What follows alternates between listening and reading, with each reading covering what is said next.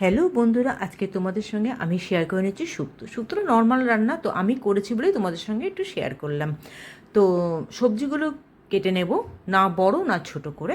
তার সঙ্গে তো অবশ্যই উচ্ছে নেব, উচ্ছেগুলোকে কেটে নিয়েছি। আর নেব বড়ি। ঠিক আছে, বড়িগুলোকে লাল লাল করে ভেজে তুলে রাখবো। তার তেলের মধ্যে নেব, আমি দিই রাঁধুনি আর তেজপাতা ফোড়ন দিই। তোমরা কে কী ফোড়ন দাও? অনেকে পাঁচ ফোড়ন দেয়, তো রাঁধুনি দিলে একটা স্মেলটা খুব ভালো আসে। তো একটা ভুল আমি করে নিয়েছি, যে উচ্ছেটাকে ভেজে আগে তুলে নিতে হতো, তো সেটা ভুলে গেছিলাম বলে সাইড দিয়ে একটু উচ্ছেটাকে ভেজে নিলাম।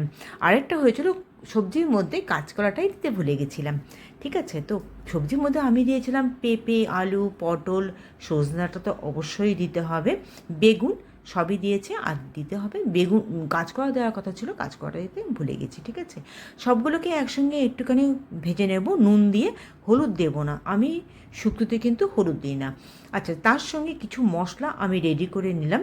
রাঁধুনিটা ভিজিয়ে রেখে তাতে বেটে নিয়েছিলাম, নিয়ে চালমগজের সঙ্গে তিন চারটে কাঁচা লঙ্কা বেটে নিয়েছি। আর নিয়েছি পোস্ত। তো যেটা ভাজাটা যেই হয়ে গেল, একটু কালার চেঞ্জ হয়ে গেল, তখনই দিয়ে দেবো আদা বাটা। আদা বাটা আমি এখানে দিয়েছি 1 টেবিল স্পুনের মতন দিয়ে।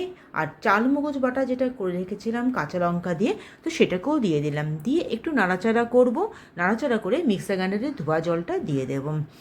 আমি কিন্তু হলুদ দিই না, আর শুকনো লঙ্কা গুঁড়োও দেবো না, কাশ্মীরি লঙ্কা গুঁড়োও দেবো না, যাতে রঙটা অন্য রকমের না চলে আসে।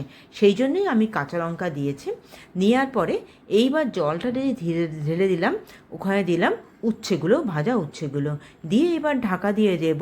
যেই ফুটে উঠবে অমনি তার মধ্যে দিয়ে দেব বড়িগুলো, ভেজে রাখা বড়িগুলো দিয়ে আবার ঢেকে দেব। যতক্ষণ না 80% মতন সেদ্ধ হয়ে যাচ্ছে ততক্ষণ পর্যন্ত ঢেকে রাখবো। ঠিক আছে, নিয়ে যেই 80% মতন ওটা সেদ্ধ হয়ে আসবে, তখন দেব পোস্ত বাটা। আমি পোস্ত বাটা দিয়েছি এখানে 1.5 টেবিল স্পুন। ঠিক আছে, তো তার সঙ্গেও একটা কাঁচা লঙ্কা দিয়ে নিয়েছিলাম। দেওয়ার পরে তাতে কী হলো, ঝালটা মেজারমেন্ট মতন ঠিকঠাক মতন চলে আসছে। আর নুন কিন্তু আমি একবারই দিয়েছি ভাজার সময়, আর নুন দিইনি। তো টেস্ট অ্যাকর্ডিং তোমরা দেখে নেবে, যে নুন যদি লাগে তো পরে নুন দিয়ে নিতে পারো। তো আমার লাগেনি নুনটা। ঠিক আছে, তো পোস্ত দিয়ে ভালো করে আরেকটু নাড়িয়ে নেব।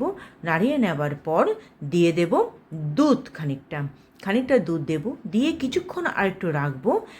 রাখার পর যখন দেখব দুধের জলটা একটুখানি শুকিয়ে শুকিয়ে আসতে, দুধ আর জলের পরিমাণটা একটু শুকিয়ে শুকিয়ে আসতে, শুক্তো একটু ঝোল লাগতেই ভালো লাগে খেতে, একদম শুকনো খেতে ভালো লাগে না।